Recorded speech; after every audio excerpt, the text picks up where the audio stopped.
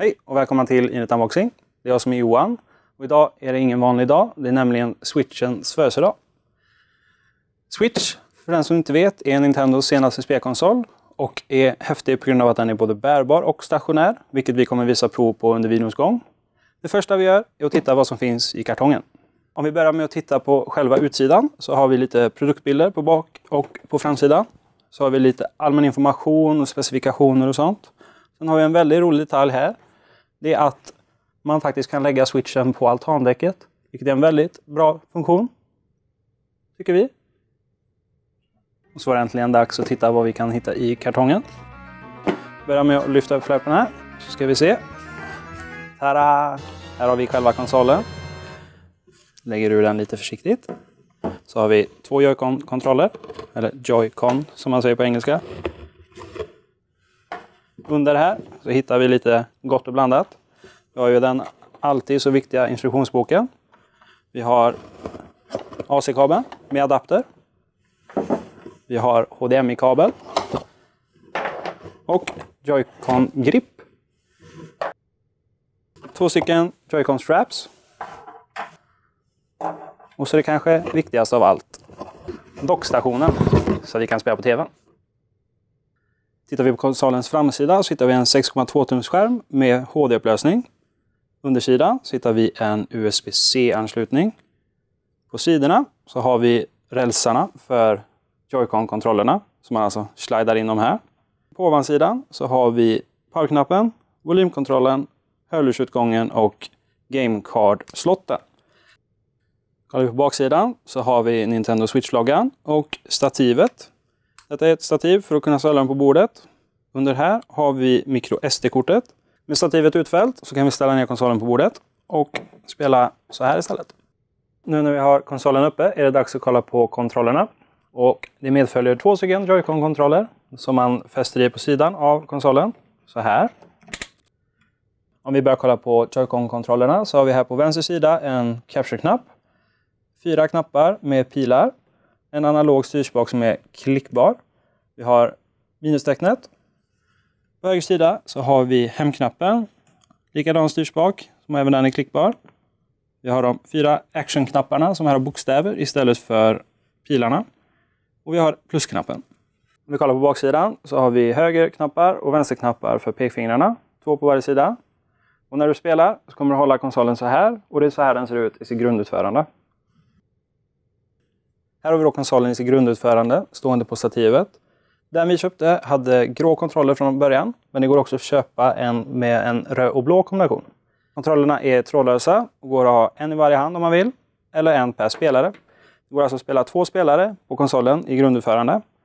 När man har dem trådlösa så här så har man tillgång till extra knappar där uppe, så då funkar de som fullskaliga kontroller.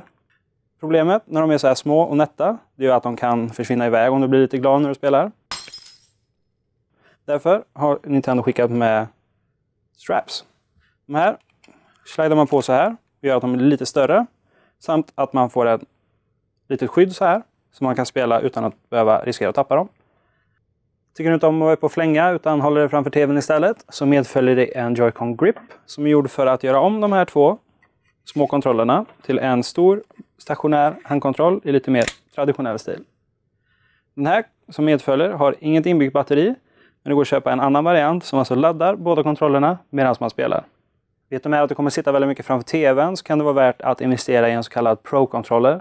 Det är en lite mer traditionellt utformad trådlös handkontroll som har exakt samma funktioner som de här 2 tillsammans inbyggda i en och samma kontroll. Och den är uppladdningsbar och lite skönare för långa spelsessioner. Så nu när vi pratat om stationära handkontroller så är det dags att kolla hur man gör själva konsolen stationär.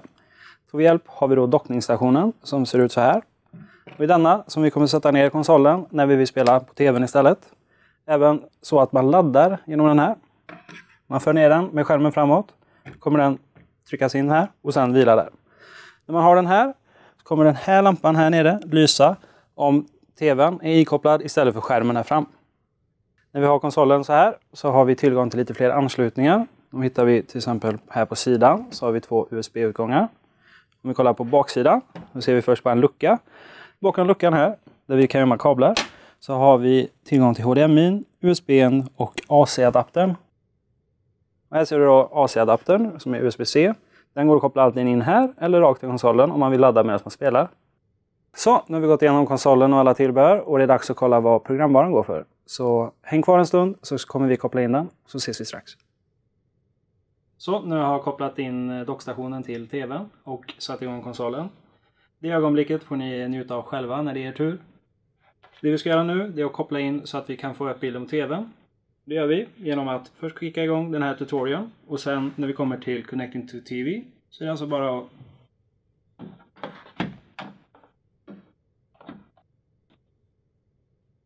så, nu är vi inne i själva switchen. Börjar med att välja vart vi är.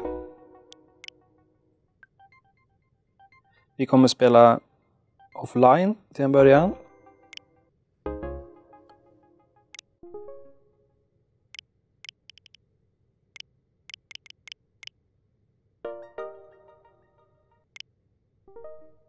Så, nu är det dags att göra konto. Och vi väljer såklart Zelda för det är det vi ska spela. Nick är inte så viktigt för att vi ska spela offline. Om man vill kan man använda flera konton till samma konsol. Men vi ska ju som sagt spela offline så vi kör på ett konto. För alla föräldrar som vill ha koll på vad barnen gör så kan man använda Parental Control för att kontrollera vad barnen gör.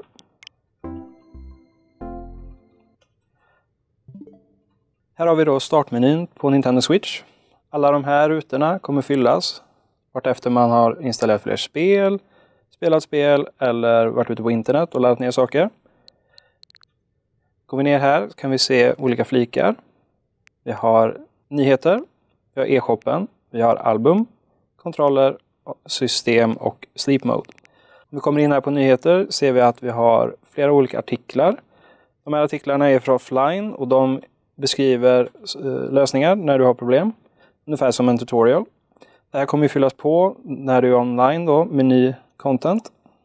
Vi är ju som sagt offline men inne på e-shoppen så kommer du sedan kunna köpa digitala utgåvor av spel, DLC och annan content. In i albumet så kommer det lägga sig alla foton och videos som du har tagit när du har spelat. Och de kan du dela med dig till dina vänner. Inne på kontrollmenyn så kan man ändra order av vilka kontroller man vill använda. Till exempel om du vill kombinera 2 synkkontroller eller köra en separat så kan du välja att dedikera de här till 4 olika spelare. Funkar även med Pro-kontrollerna och Grip-kontrollerna. Man kan ha upp till 8 stycken par av Joy-Cons inkopplade samtidigt. Vill du para in nya kontroller kan man alltid göra det genom att sätta dem på konsolen. Koppla in dem på USB:n som du hittar på dockningsstationen. Vill du istället koppla upp dig trådlöst så går det jättebra genom att klicka på de små knapparna ni ser i bilderna i det högra hörnet. Då inleds en parningsprocess där de trådlösa kontrollerna kommer söka efter närmsta switch. Inne på inställningar så hittar vi information om hur man når supporten. Sätta på flight mode, ändra ljusstyrka, sätta på skärmlåset, föräldrakontrollen, hantera internetuppkopplingen, datahanteringen. Här ser vi att vi har 26 GB ungefär tillgängligt. Dessa 26 GB är framförallt för nedladdningsbar content.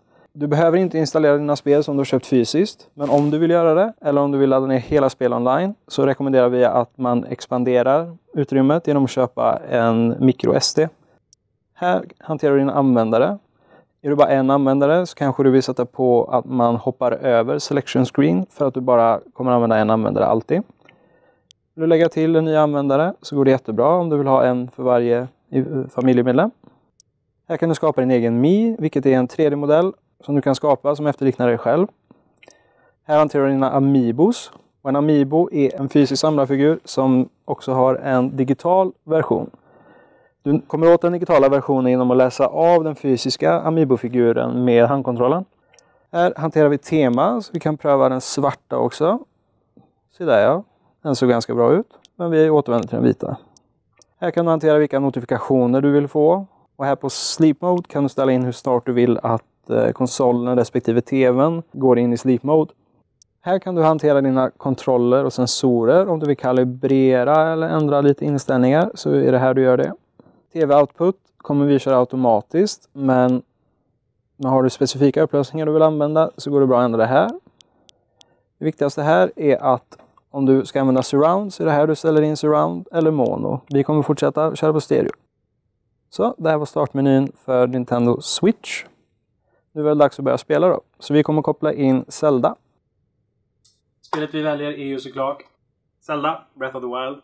Nya äventyret med Link. Och det är den här lilla som innehåller hela äventyret. Spelkassetterna är inte alls så större än så här.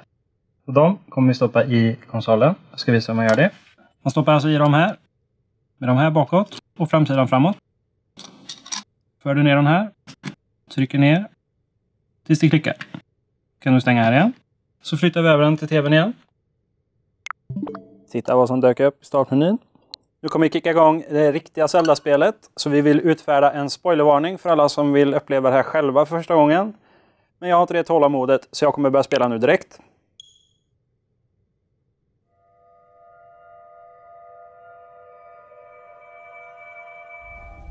Wake up, Link.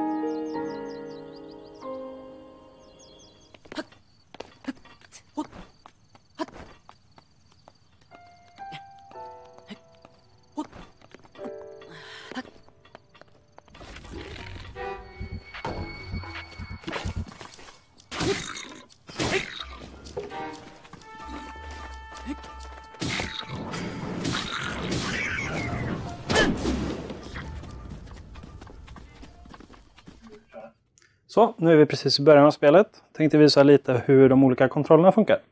Nu har jag alltså de två Joy-Con-kontrollerna separat med strappen på. Och då styr man så här med siktet och man rör sig med vänster.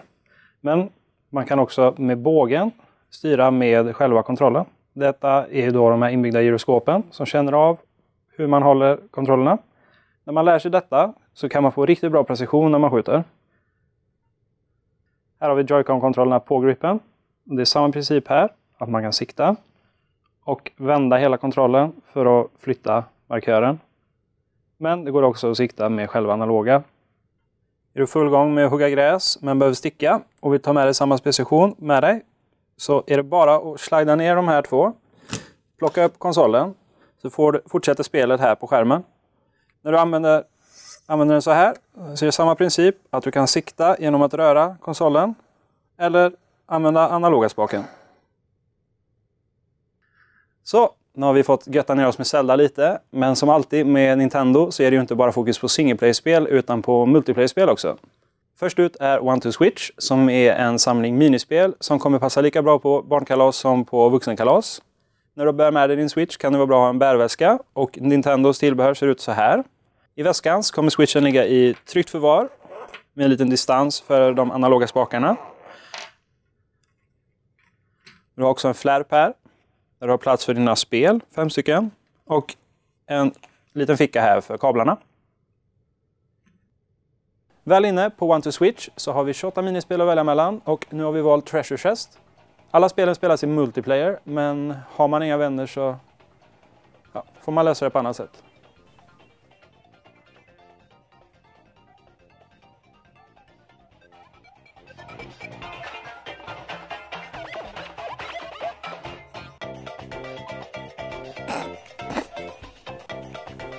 Ett annat spel till One to Switch är Milk, vilket betyder mjölk eller mjölka på svenska och går ut på att man ska kräma ut lite god mjölk ur spenarna.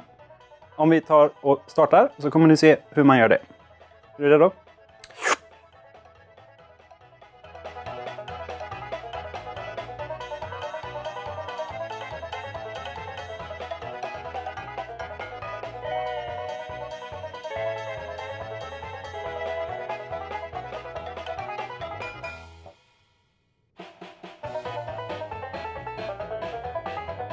Så, där hade ni ett smakprov av One to Switch. Men det finns som sagt hela 28 minispel till det här spelet.